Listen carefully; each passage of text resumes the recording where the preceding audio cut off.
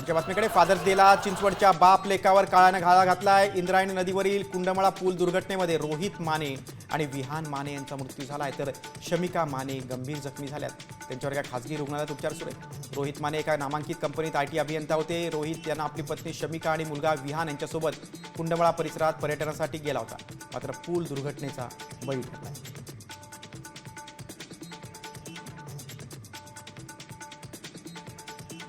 असे काळाने असं त्यांच्यावर घाला घातलेला खरं तर अतिशय दुर्दैवी घटना आहे। म्हणजे पण मला एक त्या निमित्तानं आपल्या माध्यमातून सर्वांना सांगायचं आहे की प्रशासन असेल, पोलीस शेवटी करणार काय, त्यांनी वारंवार सूचना देऊन आपण मौत का कुवा म्हणतो आपण, त्या ठिकाणी आपण जायचं आणि आनंद, अशा प्रकारचा आनंद काय उपयोगाचा आहे की त्या आयुष्यभर ह्या सगळ्या वेदना भोगाव्या लागणार आहेत। मी नम्र आव्हान करतो सर्वच नागरिकांना की अशा ठिकाणी जाऊच नाही आपण, जाण्यास